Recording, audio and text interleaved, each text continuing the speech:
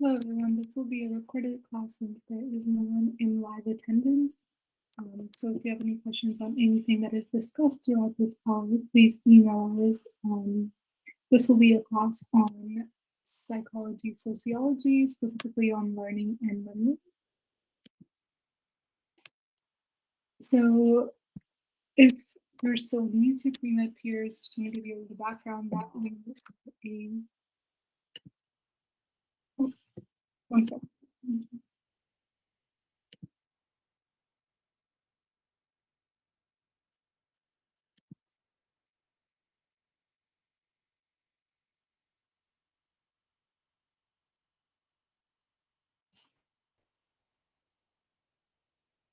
We are a nonprofit and volunteer group of students.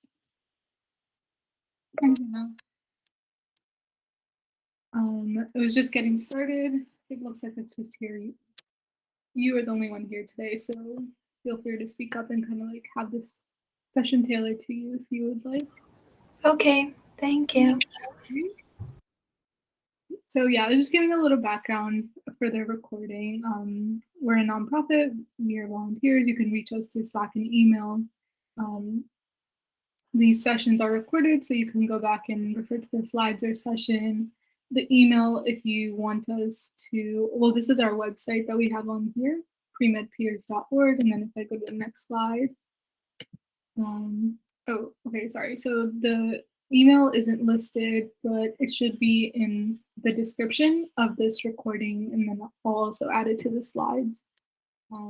It's info@premedpeers.org. So yeah, so we have a lot of slides to get through today. So the three kind of like sections that we have are warm up, and then content, and the passage. Do you want to go through the content, or would you want to focus on the practice questions, like warm up and the practice passage? I do want to go over content, but maybe I can just like let you know what I'd prefer to go more depth into. Sounds good. Okay. All right. So this is our first homework question. This Tim is a snowboard salesman. For every 15 snowboard he sells, his company gives him a monetary bonus. What schedule of reinforcement describes Tim's bonus arrangement? Yeah, Hannah, I don't know how you want to do this. Oh, No, I can just talk. I think it's fixed. I want to say fixed interval or wait. I feel like it's fixed ratio. I don't know. I think it's a fixed one. I think it's fixed ratio. okay. Hi Jennifer. Someone else actually just joined. Are you able to hear us?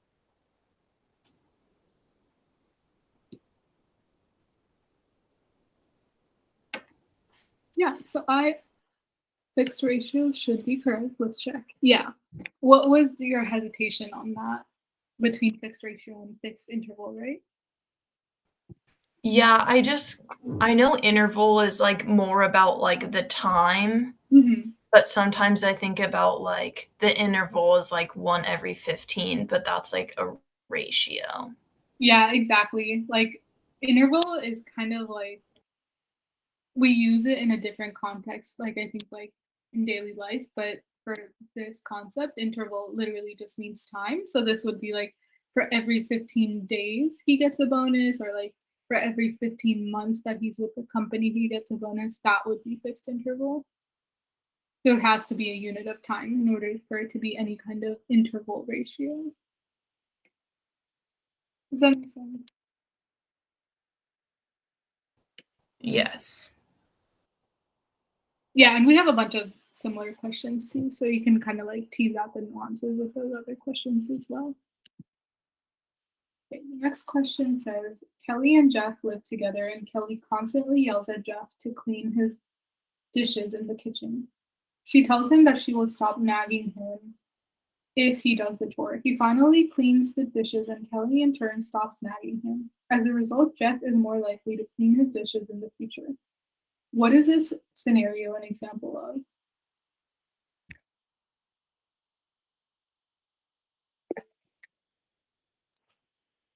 Perfect.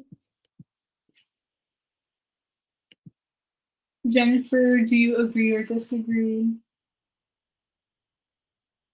Can either speak it out loud or put it in the chat like Hannah did.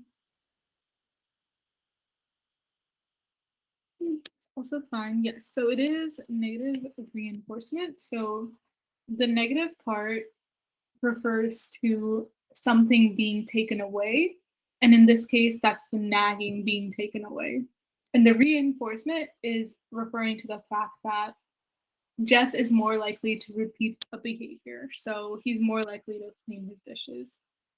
A negative punishment would be taking away something as well because we still have the negative part, but punishment means he's less likely to do this behavior again. So this would be if it said something like Kelly takes away I don't know, like a Netflix account if Jeff does something. So that's negative punishment, like taking away something good as a way to punish someone. Whereas negative reinforcement is like taking away something bad. So in this case, the nagging is like unfavorable to him. So taking away something bad is a reinforcement. And then positive punishment and positive reinforcement, I think those tend to be pretty straightforward, is adding something negative is or sorry, that I shouldn't use negative and positive. Adding positive punishment is adding something bad in order to get someone to stop doing a behavior. So it would be like would be an example like if a parent was to use positive punishment on a child, it could be like asking them to do more chores, like adding something unpleasant so that they're less likely to do a bad behavior. Whereas positive reinforcement would be reinforcement, so you want them to repeat the behavior more. So it'd be positive is adding something. So you want to add something good that'll get the child to repeat the behavior. So could be like ice cream or something that the kid would like. I'm gonna kind of like breeze through these, and then you guys can interrupt me at any time because there are a lot of questions, and I think some of them are pretty straightforward. So if you find something tricky, you can speak up about it. And then Dr. Soreth is a behavioral researcher who uses pigeons in her research. She teaches the birds to peck a green button and receive a treat. She wants to try out a new schedule of reinforcement for the pigeons. She wants the birds to peck as much as possible and to have their pecking behavior occur at a steady rate with very little pausing between responses. Which schedule of reinforcement would be best for her to choose? So this is asking which of the following reinforcement schedules are most effective.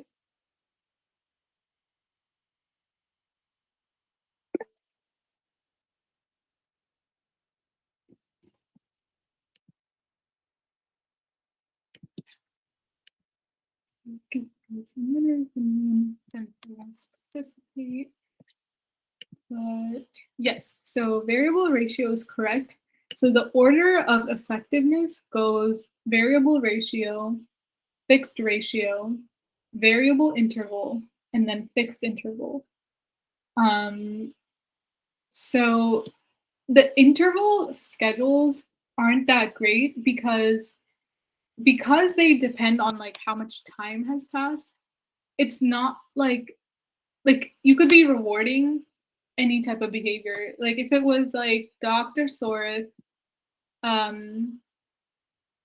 gives the birds a treat every 1 hour, like they'll get that treat whether or not they do the pecking behavior. So it doesn't really like reinforce anything particular. It's just like you're giving them a treat at a certain time. And even if it was variable interval, it's the same thing. Like you say like variable interval means like if different times have passed. So like once she gives a treat after 1 hour, once after 2 hours, it doesn't necessarily mean that those after 1 hour, like after 2 hours, those times don't necessarily have to be after the birds peck. So to kind of like, I know I'm being repetitive, but I think these can be confusing sometimes. So the thing with interval ratio is that they don't need to follow the behavior that you want to reinforce or punish. So that's why it's always better to have a fixed, or sorry, not fixed, a ratio um, schedule of reinforcement, because those directly punish or reinforce right after the behavior. And the reason why fixed is less effective than variable is because, say that the birds realize, or maybe it's like more possible with like humans rather than birds, but say you have a kid that realizes, I get say it's like a teacher and a student, and then the teacher gives a treat after every 4 homework assignments. This is a problem that is, then what happens is that kid, after the 4th time and he gets the reward, he's less likely to like keep up with that behavior. This is what the question is asking about when they say to have very little pausing in between these responses.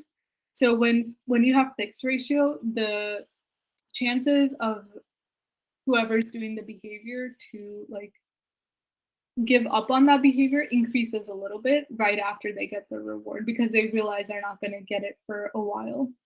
And there's a term for that, for the pausing between responses. Um, Hannah or Jennifer, do you kind of get what that term is? Like for pausing between responses, for having the behavior kind of fade away. Starts with an E.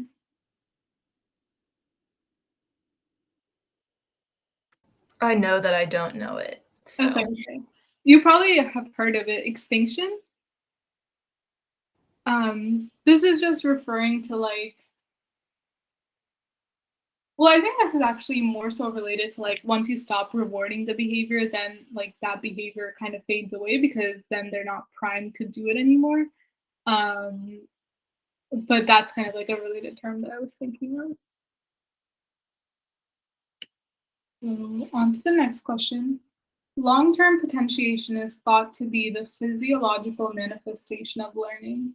It involves the strengthening of connections between neurons and is an example of synaptic plasticity. As these connections strengthen, information is recalled more quickly. By what mechanism does LTP occur? So it's just asking, basically, it was a lot of information, and the crux of the question is really in those like 6 words at the end. What is the mechanism for LTP? So your different answer choices are: equal levels of presynaptic stimulation result in greater postsynaptic potential. Greater postsynaptic speed of transmission results in increased neural connectivity.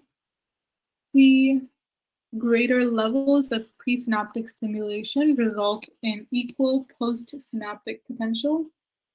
D, greater presynaptic speed of transmission results in increased neural connectivity. Okay, so Hannah says D. So the problem with D is that you need something more to get you the same result, whereas long-term potentiation is a positive thing because you're strengthening connections. So you kind of need like, think of it as like needing a smaller signal to get the same effect. Um, Kind of like how if you're first learning about a topic, your brain needs more information, more context to like get that understanding. But if you've been practicing it for longer, your connections are strengthened. So you need less input to kind of get that same level of recognition. So you want to think like less effort put in for the same amount of kind of like payoff. So for example, in D, your effort would be the presynaptic speed, and then the payoff would be the increased neural connectivity. So you do have a better payoff, but you also have a greater effort needed. Whereas the correct answer would have equal or lower amounts of effort for a greater amount of payoff. So, like putting it in that way, does it make sense? Are you able to distinguish between A, B and C because now I told you it's not D.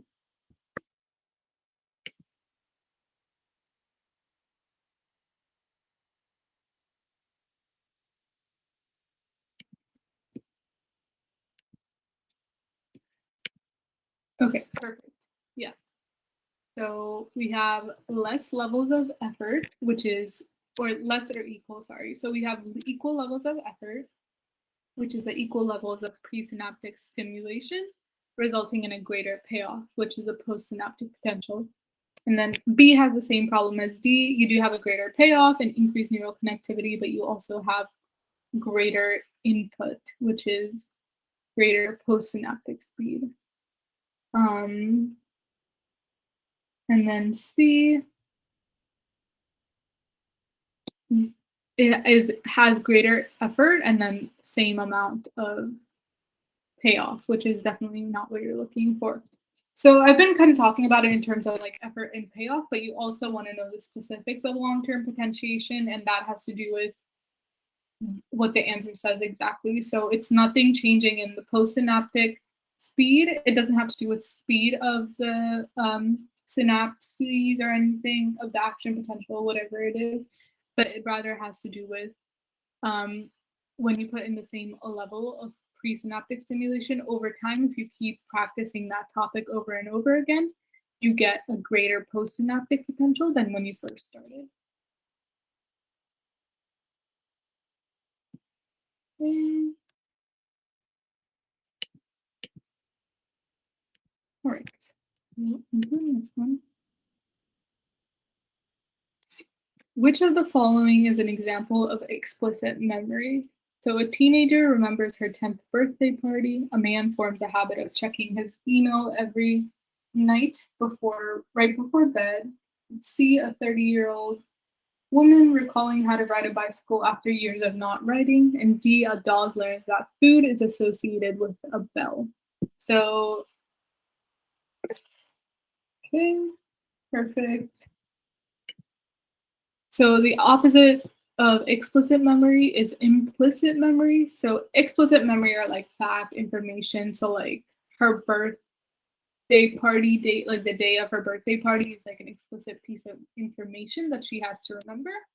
Whereas all the other ones are kind of like processes or like knowledge of how to do something. So like how to ride a bike, like how to drive a car. Those aren't explicit facts that you have to remember, but it's more like you know how to do a process by habit or by practice. So I think B can be a little bit of a unique or like less familiar type of answer, but it's not like an explicit like piece of fact that he has to remember. Like it's not like he is remembering to check his email every night before bed, but it's like kind of like a process that he's formed and does it automatically now.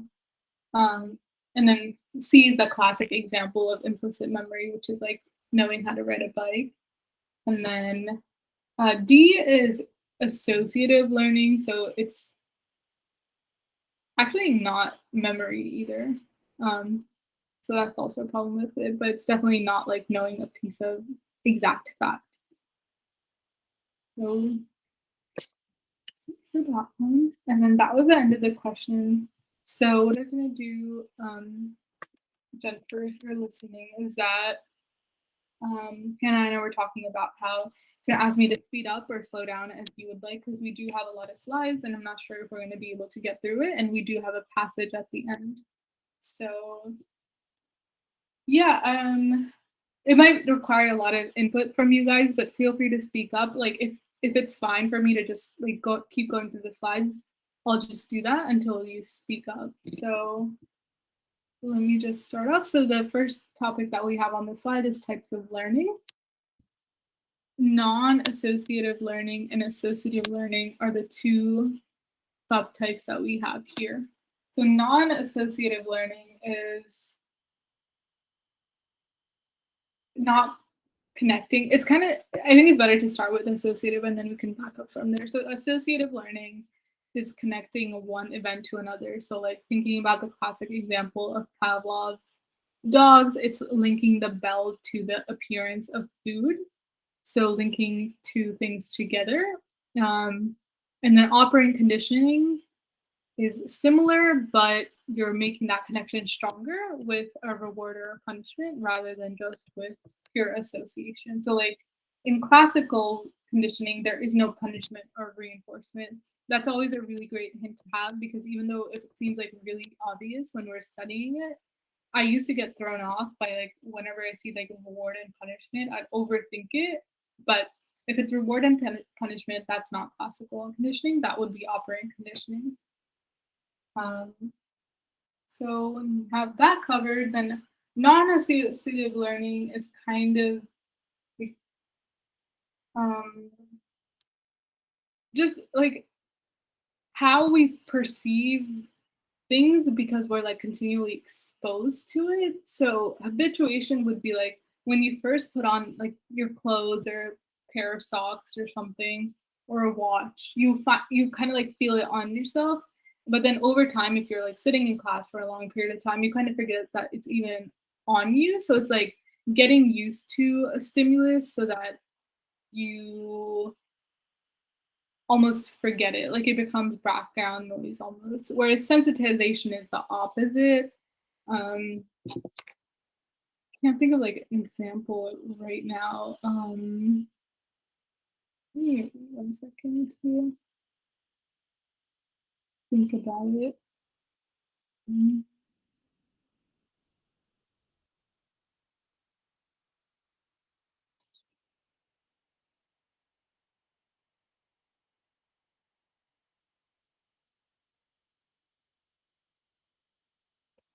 Oh, another great example of like habituation is like drug addiction. Like the more you consume the same dose of a psychoactive drug, the person taking it is less likely to feel the same effect of it later on as they did the first time around. That's why people increase their doses and how much they're taking of something. Um, so sensitization is the opposite, where when you repeatedly administer like a stimulus, there's like an increased response. Um, Sorry, I can't like think of an example right now. I'm not able to like find it either. The only thing that I'm seeing right now is like allergies. Like apparently if you get exposed to an allergy like multiple times, later on the reaction will be worse. So I don't know, I hope that wasn't confusing. Let me know if it was.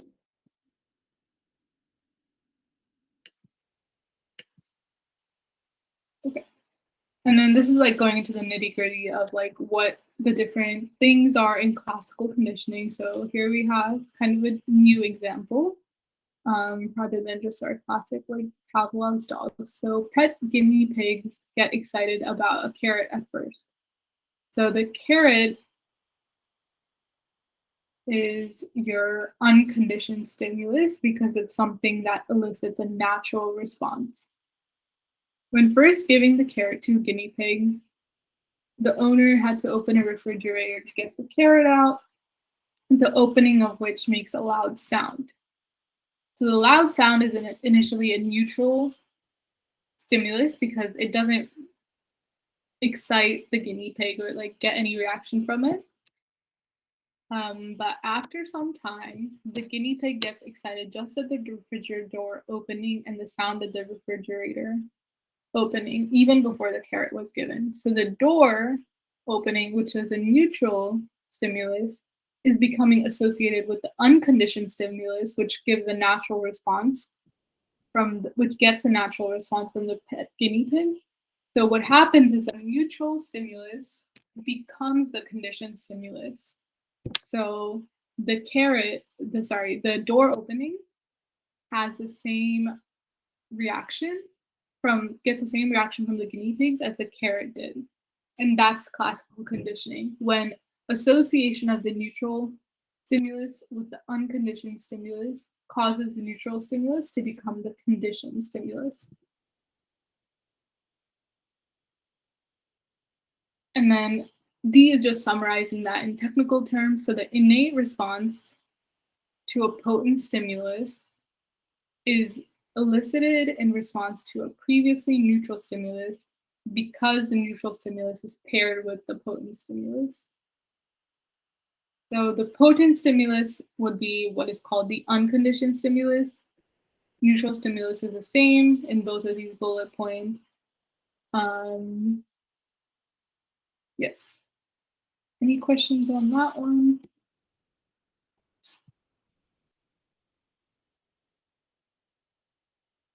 Okay. The next one. Yeah, so this I'm gonna go over this kind of quickly because I didn't realize there was separate slide for this. So the carrot was the unconditioned stimulus because it generates that natural potent response, which is called the unconditioned response. So unconditioned stimulus gets you an innate response. Conditioned means it's a learned behavior. So the guinea pig learns to associate the door with the carrot. So the door was previously a neutral stimuli because it didn't elicit any type of response naturally, but the neutral stimulus of the door becomes a conditioned stimulus because after learning, you get a conditioned response to the door because it's associated with the carrot.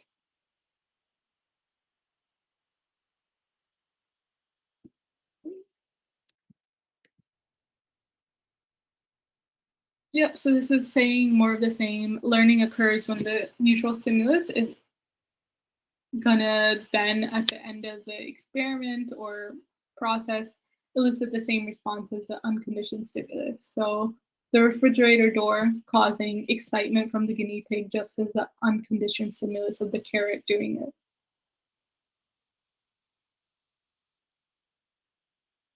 So before conditioning, it's unconditioned stimulus causing an unconditioned response. After conditioning, it's conditioned stimulus giving a conditioned response.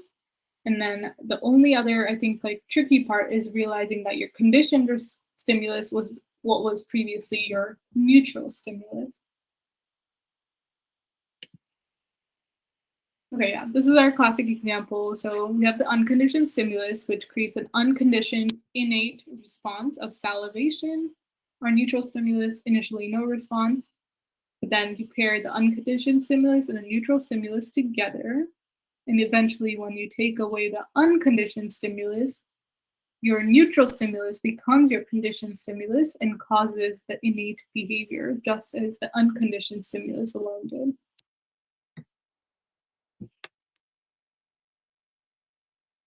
Okay, and then we have a couple more terms that are also important to know.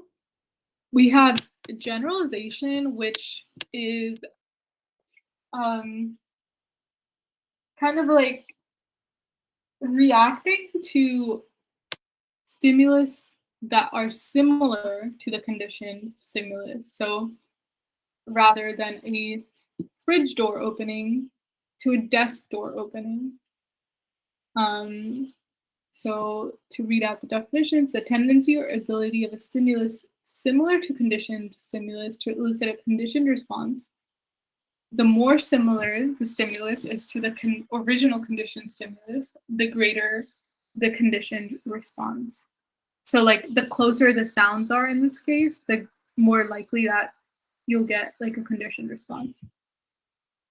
And then the opposite of generalization is kind of discrimination, where it's kind of a similar stimulus, but the guinea pig is able to recognize the difference, so it doesn't give the conditioned response to this. So in the generalization example, we said the guinea pig thinks that the desk door is similar to the refrigerator door and still gets the conditioned response.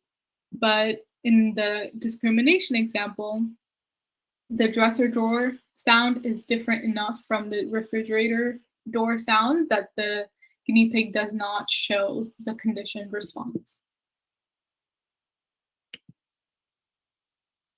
Okay, and then this is kind of what we were talking about earlier, and this is actually my bad. I was kind of giving the wrong example. So extinction is not about the pausing, but it's like when you no longer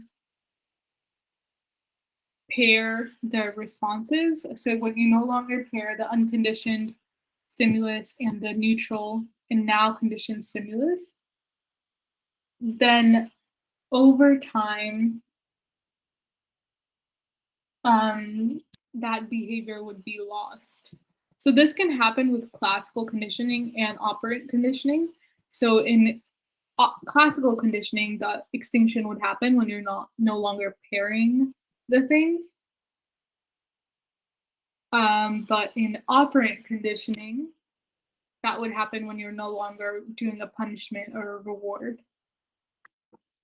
And then spontaneous recovery is again like kind of the opposite of extension, like when the behavior has gone away, but after a while, for some reason, after hearing or being exposed to the neutral stimulus or conditioned stimulus, the person or thing giving the response suddenly recalls that association and makes the same and gives the same conditioned responses before prior to extinction. Okay. Extinctive burst. This is something I haven't seen too much, but we should talk about it anyway. So, when an organism no longer receives regular reinforcement, its original behavior will sometimes spike. This is known as an extinction burst. Mm, So, I think this is talking about the fact that when, let's go back to the guinea pig example, well, I guess, I think it's a little bit in that example, it's a little bit confusing because the original behavior is talking about, like, prior to conditioning, so, like, it doesn't have a reaction to the door, right? So that one's a little bit, confusing, but let's take another example, which is, like, if a child is being exposed to, um sorry, if you're now let's talk about operant conditioning and it's like a similar same thing, even if it's operant or classical. So if you have a child and you're trying to get them to stop doing a behavior and you're doing some kind of punishment, like taking away a toy or something. So you want the kid to stop like throwing a tantrum, and then you're taking away the toy to teach them to stop throwing a tantrum. So that's the negative punishment because you're taking away something they like to get them to stop doing something bad, which is throwing the tantrum. So then, what extinctive burst is saying is that when you take away the reinforcement, so when you take away, when you like forget to take away the toy when they throw a tantrum, there will be a spike in the number of or frequency of tantrum they show. So this is that like an increase in unwanted or prior to learning behavior. Any questions on that?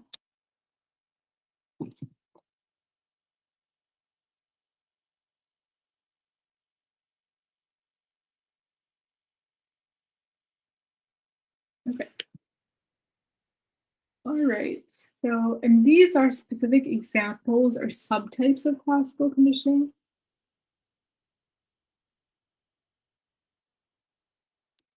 So, aversive conditioning is used to stop a behavior. Um, so, this is when you want to stop a bad behavior, such as smoking, with an unpleasant, and then you associate it with an unpleasant stimulus such as electric shock or nausea. So like the shock thing isn't super realistic, but there are medications in smoking cessation programs that kind of make the cigarette taste bad. So when you associate smoking with like something unpleasant, like the bad taste, they're perhaps more inclined to stop smoking.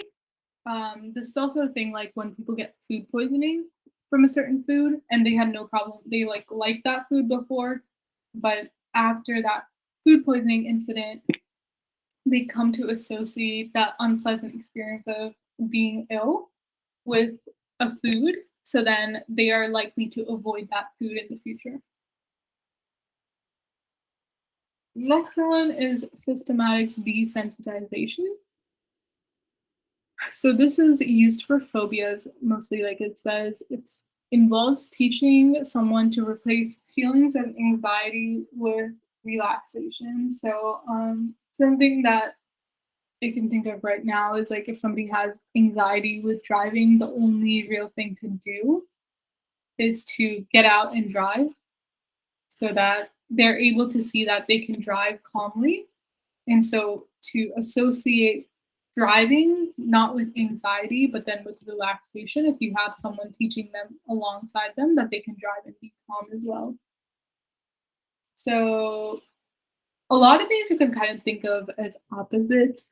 Like aversive conditioning, you want to stop a behavior, so you're pairing it with something unpleasant. And then systematic desensitization, you want to increase a behavior, so you want to associate with something positive and then replace that association with something bad.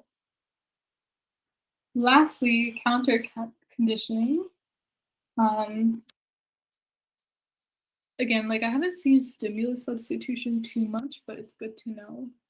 A form of responding conditioning that involves the conditioning of an unwanted behavior or response to a stimulus into a wanted behavior or response by the association of positive action with the stimulus. Um, Again, let's think of an example. Um, okay, so if somebody has a fear of dogs, so the unwanted behavior in that case would be like avoiding like your friend's dogs or something like that, and then you want to change it into wanted behavior is being able to like get close to those pets, and then the way you do that is associate positive actions with the stimulus. So you associate like the dog being friendly to you or like not having anything unpleasant happen when you interact with them. So creating positive association with something that you may have had unpleasant experiences with earlier.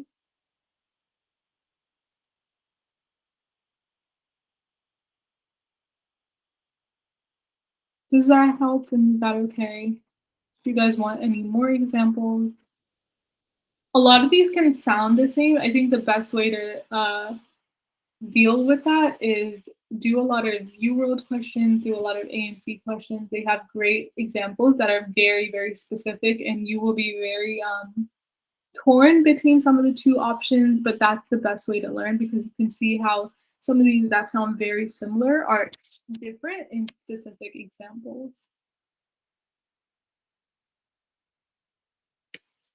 Right. Lastly, finally onto operant conditioning. So talked about it quite a bit before, just in going through the other slides. So this is using, whereas classical conditioning is just association, this is actually using positive and reinforcement negative uh, associations to do reinforcement or punishment. So again, instrument conditioning isn't something that I've seen too much, but it focuses on how the consequences of behavior influence the likelihood to do that behavior. So the two consequences are either reinforcement or punishment. Reinforcement increases the behavior, punishment decreases the behavior. And then we'll go on to like the negative and positive. So positive reinforcement in this example that we have of safe driving is adding something to increase tendency of safe behavior. So gas gift card for safe driving. Another one might be like lower car insurance rates. Um, so adding something positive. Although that gets a little bit confusing because you're kind of like taking away the need to spend money. So let's usually the example won't be so confusing. Let's go with the gas gift card one now. So like adding something positive, which is a gift card. Whereas negative reinforcement is again, you want to increase the behavior, but you want to take away something unpleasant. So, oh yeah, that's a great example. So like in your car, Um, there's usually a like ringing or buzzing noise if you don't put your seatbelt on, and then that goes away when you put it on. So doing the safe behavior of putting a seatbelt on takes away the unfavorable stimulus of a loud, annoying sound in your ear. And then punishment, positive or negative, reduces the likelihood of a behavior. So we still want to do safe driving. So what you want to decrease and punish is unsafe driving. So you want to decrease the likelihood of unsafe driving. So a positive punishment would be like it says on the slide, adding a ticket. So it's something unpleasant, and you're adding it to reduce the likelihood of bad driving again, unsafe driving. Whereas negative punishment is taking away something that you like or want or need in this case in order to decrease the behavior. So taking away your license is perhaps able to make you less likely to drive unsafe. So all of these shape behavior, and something that's important to note is the time that passes between your behavior and the punishment or the reinforcement can have a big effect on how much it actually influences behavior. So that's what the immediacy of feedback means. There's a couple of different types of reinforcers. So primary reinforcers are something that are innately wanted to us as human beings. So food, water, sexual activity. It's not something that's like socialized to us, or like it's not a component of society, whereas secondary reinforcers are like that. So um, it requires a pairing or association with the primary reinforcers for it to have value. So like money doesn't have like any type of meaning.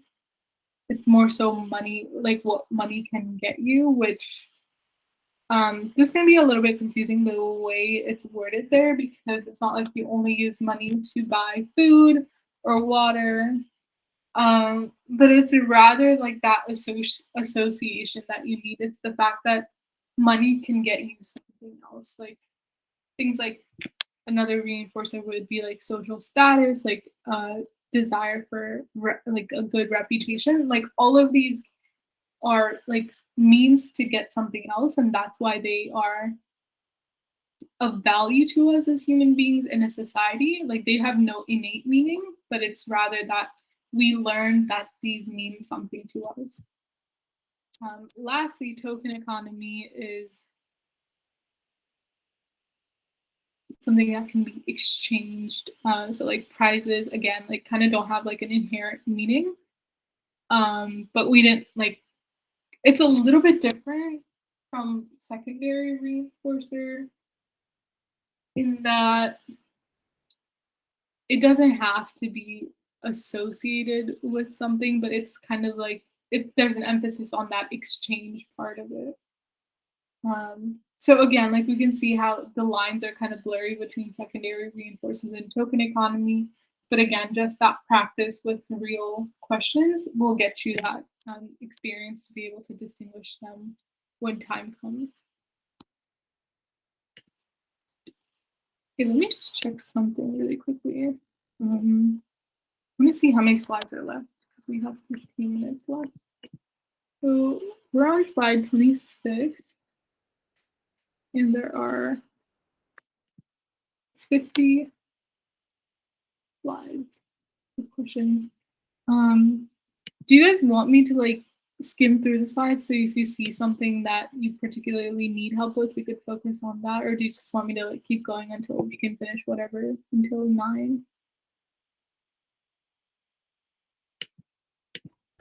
I'm okay with what we've been doing right Okay. now. And just keep going. Okay, cool. Thank you.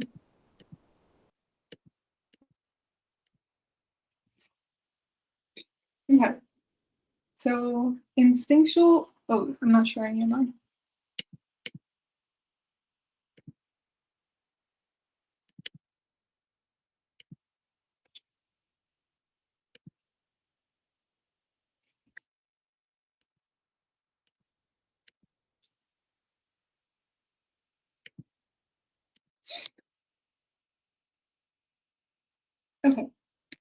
So the next concept that we have is instinctual drift, where established habits learned using operant techniques eventually are replaced by innate food related behaviors. So the learned behavior kind of fades away in favor of the organism's instinctual behavior. So it's basically like you can teach an organism to do something that's like against their nature or unnatural, but they might have this tendency to revert to whatever is innate for them. Um, so, just like an example would be like if you're like training a dog, um, then you are kind of teaching it like things that go against its nature, like to be obedient, to like be proper, like be properly trained for the house, like whatever. But once that's all learned behavior. So in certain cases, it could be that that learned behavior kind of goes away in favor of what is like naturally known to the dog. Mhm. Now, the next concept that we have is shaping. So, this is learning through successively reinforcing behaviors that approximate the target behavior. So, this is best taught by example, which we have here is if you want to teach a bird a complex task, it's not going to be super effective to just jump in and like ask the bird, like show the bird how to do the whole thing at once and then like rewarding it only when it's done the whole thing. So, shaping would be like breaking it down into steps and then rewarding it for every little step that it does. Um, so, like it says, the first step might be just to like have the bird turn a little and then you give it a treat. And then it learns to make a full circle. And then at that point, you don't give the treat for every time it just turns anymore because it's capable of making a full circle. You only give it a treat once it makes that full circle. And then once it's able to make a first full circle, you don't reward that behavior. You only give it a treat after it does the next step, which is bending towards the bell. And then lastly, you kind of like wean it off a little bit more and more of getting the treat only after certain steps. And then you only reward the bird after completing the whole thing. So it's kind of given guidance at every step. It's not expected to learn it right away. And then it's kind of very like hand holding and telling the bird what to do by rewarding what it's doing correctly at different steps. Um, yeah, and then we have another example on here.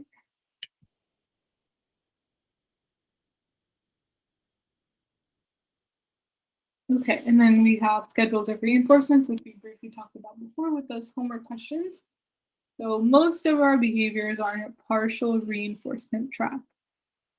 Behavior is only reinforced some of the time. So this is more resistant to extinction than continuous reinforcement. Um, because every time in continuous reinforcement, every time there's a behavior, there's a reward.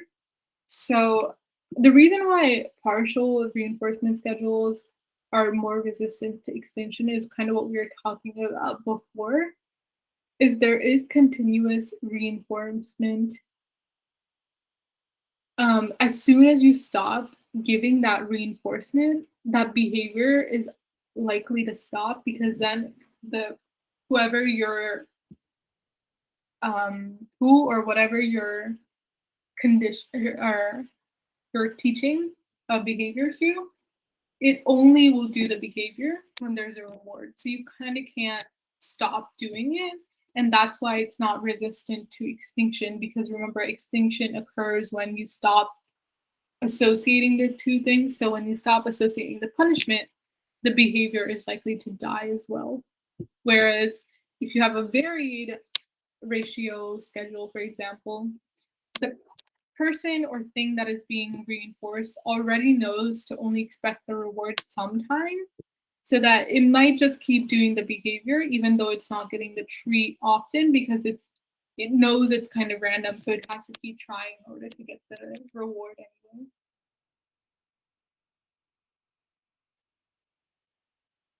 Okay, so now getting into the actual examples of the learning schedules. Fixed ratio is consistent, so every number of times the behavior is done, their thing is reinforced. So in this example, it's talking about how a bonus every 5 cars a car salesman sells.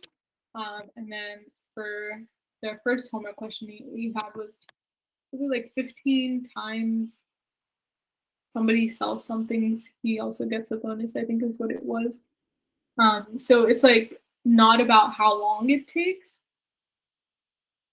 but it's about how many times that behavior is done. Whereas fixed interval, like we were talking about, you really have to just tell yourself it's only time.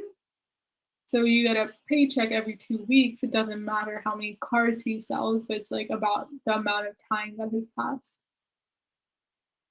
So the response rate is slower because you have less of a chance to like make that association, right? So like linking that behavior of selling cars isn't able to get associated with the reward because you're kind of just going to get that paycheck whenever it's time rather than like associating with the actual behavior. And then we have our variable schedules. So variable ratio is you change the number of times the behavior needs to be done in order to get get the reward. So, unlike the past example where every 6 cars he just got the bonus, you might vary it. So it's kind of like keeping him on his toes. He doesn't know if he's getting the reward after 5 cars, 3, 7, 6, 4. So this is why it's super resistant to extinction. And it's very effective because um, there's no chance of like, or there's very little chance of the behavior sort of dropping off after the reward is done because they don't know when the reward is coming. Like he might have it might have taken 7 cars for him to get this bonus, but even if he sells 3 more the next time, he might get the reward. So that's why it's the most effective schedule. Whereas variable interval also sounds good because it's unpredictable, but again, the problem is that it's regardless of how many cars he sells, right? So there's no real association of the behavior with the bonus. Like it's just coming on random days, irrespective of when he's selling the cars. Whereas the variable ratio, it is random, but it's very associated with when he's selling the cars and how many cars he's selling. The more car he sells, the more chances he has. Whereas that's not true for variable interval. It just depends on random time.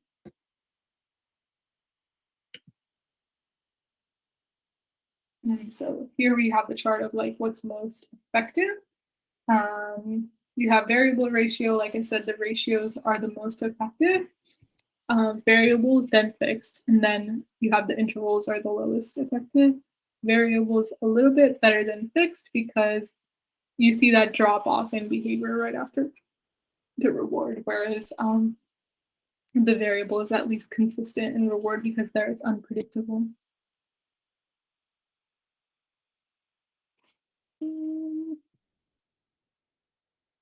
All right, just seeing. Okay, let's try to finish operant conditioning.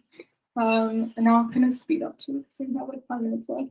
So innate behavior is performed correctly in the first time to a stimulus.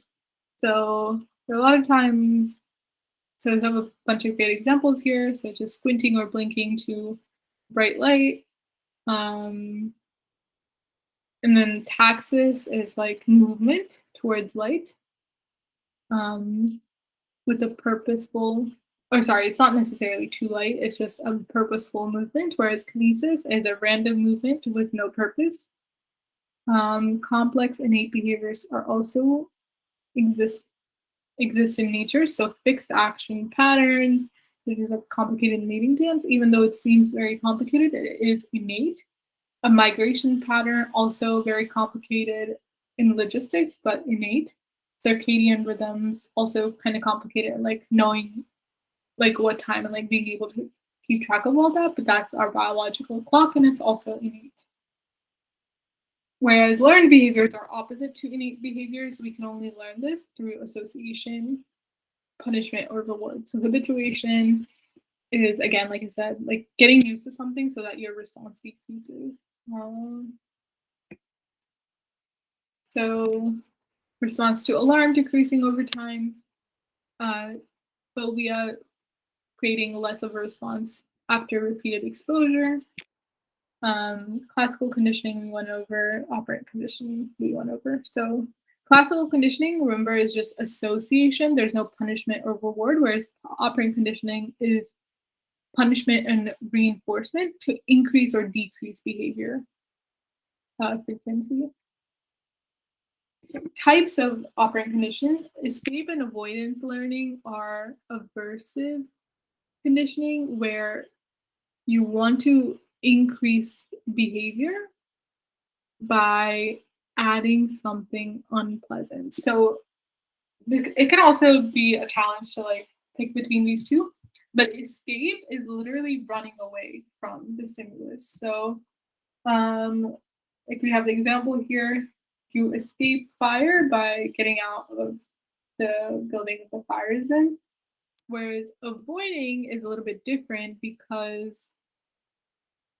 um, the signal is given before the aversive situation, and their behavior is to avoid the situation from even happening. So actually, I don't love that example. And a better example would be like if you're giving a rat like something, if you're giving a rat after it does a particular behavior, and then it makes that connection, it's going to avoid that unpleasant experience by not doing that behavior. Whereas escape would be it's still going to do that behavior and then run away from the shock. So one is like stopping the unpleasant stimulus from even happening, whereas escape is allowing the unpleasant stimuli to happen, but then just run away from it. Okay, yeah, I think we've harped on this enough, but it's really, really important. It's like easy points, so don't let this go and don't overthink it also when it times come to differentiate between these two. Okay. Okay, this is the last slide on learning, and then we'll stop here because it goes on to memory then. So example of non-associative learning is you're sitting on bed, you're sitting in a bedroom and you hear thunderclaps, which results in you jumping out of your bed. You either have habituation, sensitization, or the same response. So talked about this before. These are non-associative learning where there's no punishment or reward or decrease or increase of response, but you just notice how your response to the same stimuli changes over time. So it's not even, you're not associating anything. There's no reward or punishment. So like once you've crossed off those three elements, then you know it's not classical or operant conditioning, which are your only two types of associated learning. Okay, so that was the end of learning. So we have a bunch more slides on memory that you guys should go over on your own. And then if you have any questions, you can always email us. Yeah, so we covered the learning part. So that was the first half, and we still have the memory part left. And then you can do the passage. And then again, if you have questions, let us know. Sorry for flipping through this like this. So we have psych tips, Quizlet and Anki for terms because there's so many terms to know. Examples of terms that are difficult to remember, and I would also add difficult to differentiate, like we talked about token economy versus like secondary reinforcers. You want to also make sure to add a flashcard or two on those to notice, hey, like this is really confusing and they can sound the same. And of course, like don't just make the flashcards, also review them. And then for experimental passages that show up in PsychSoc, identify variables like independent versus dependent, control, etc. And then kind of invaluable resources are the Khan Academy video notes. If you don't have those, you also like email us or put a request in the Slack channel for access. And then I would also add UWorld is really invaluable too. Yes. And then if you guys have any feedback on this session or any of the prep course sessions, that'd be super helpful because we're going to try to do another course in the winter fallish. So if you want to help it make it better, that would be great. And there is a raffle prize. So that is the end. Sorry for keeping you a couple minutes late, but thank you for coming. Do you guys have any questions that you want to ask at the end? I can stop recording. I have a question. Yes. This is not related